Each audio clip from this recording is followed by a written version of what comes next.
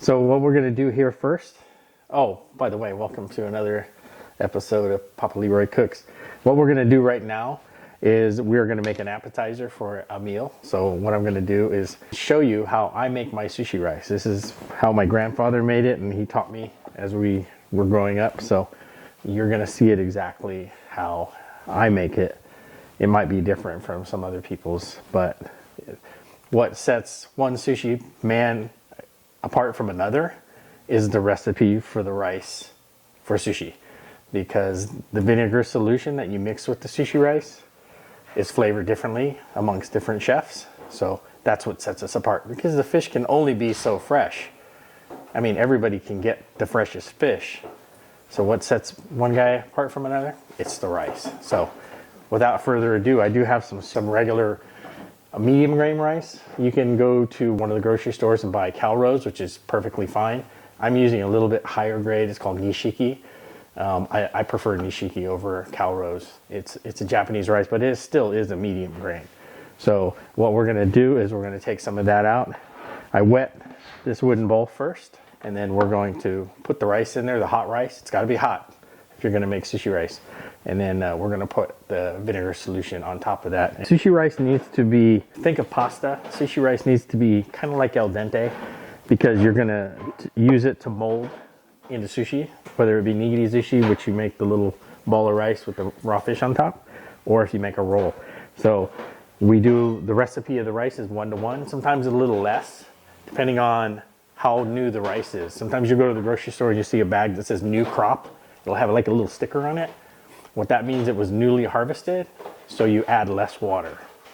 So if you've ever seen a bag of, medium grain Calrose and it's got that little sticker on it, what it's telling you is it just got harvested recently, so the moisture content is a little higher, so you add less water when you cook it, okay? So what I have here is about 6 cups of rice. I have my grandfather's vinegar solution, which is, I'll tell you the recipe, and you can probably find it later on down inside the description. But it is 5 parts of rice vinegar. It's 4 parts regular sugar. Can be just regular white sugar. It'll be 1/3 of a part of mirin, which is sweet cooking sake. And then it's probably got like about a tablespoon of salt.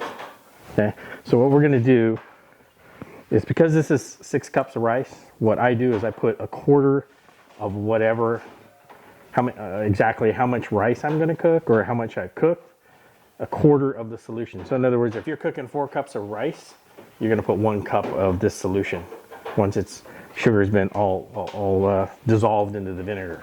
Okay, so I have about 6 cups, so I'm gonna put about 1.5 cups of this solution on top of the rice.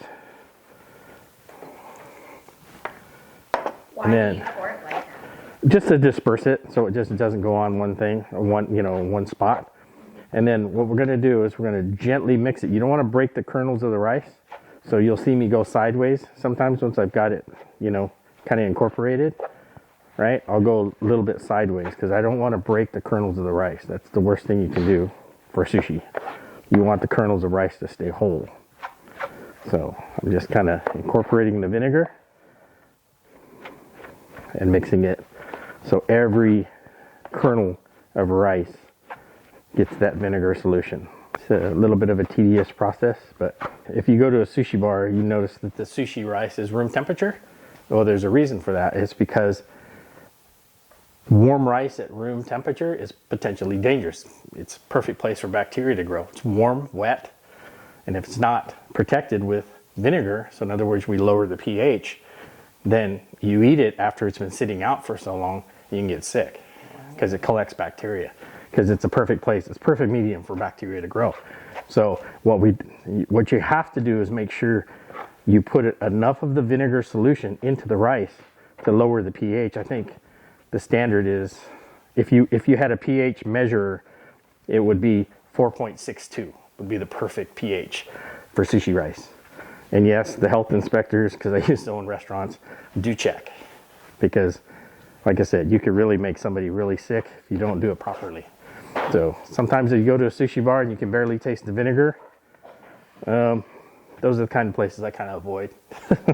But, be your own judge. If you've eaten there before, they're most likely doing it right. you know, if you've never gotten sick before. But I take it to the next degree because I work, right now I work for a busy casino, and we have to do things right. So, and then of course I used to own restaurants as well. So the rice is all incorporated with the vinegar. So we're just gonna let it sit for a second. If I had my fan, I would fan it to cool the rice off more quickly, because you want the hot rice to absorb all the vinegar. You see I put quite a bit of that vinegar in there, about 1.5 cups. And if you look on the bottom here, there's no more vinegar. It's all inside the rice. And as it cools, it sucks, you know, the what we call sushi-su. It's the vinegar solution that I was telling you about. It sucks it in, because the rice, when it's hot, is expanded. And then when you put the cold sushi-su on it, the rice just sucks it in as it cools. So that's what you want. Well, we don't have an electrical fan, but we do have a human fan here. No, it's okay. Yeah, you can use a plate, Literally, you can use whatever. I've done this quite a few times. Yeah. So when you go to a Japanese restaurant, these wooden bowls are probably this big, and they cost quite a bit of money. Why? It's just a piece of wood. I don't know why it costs so much, but Is it bamboo? no, it's a certain kind of pine that they use. So, but it's specifically for just sushi. When you see the rice start to clump up a little bit like that, that means it's pretty much ready to go. You want it malleable. You don't want it too warm. You know, sushi rice should be like body temperature, which is a little bit higher than ambient temperature. If your house is 70 degrees, you want a little bit warmer, because it has to be malleable. So that's why we don't cool it too much, but it's still got a little bit of warmth to it. But you don't want it hot. You don't want to heat the fish up when you make sushi. That's exactly how we do it. So the next step, of course, is to make some sushi. But I cover it with a wet towel just to kind of keep my rice moist. I don't want it to get too dried out. So we cover it with the moist towel. Make sure the towel's clean. This is a microfiber, so it won't lose any fuzz on the food. This video was just how you show you how to make sushi rice. And then you can refer back to it anytime you want. You'll see it. And if you have any questions, you can always ask me questions and stuff like that in your comments. And then I'll try to do my best to answer them. But yeah, this is just an instructional, just for the sushi rice. Not to make sushi. You'll see that in another episode. So if you like that, subscribe, and we'll see you on the next one.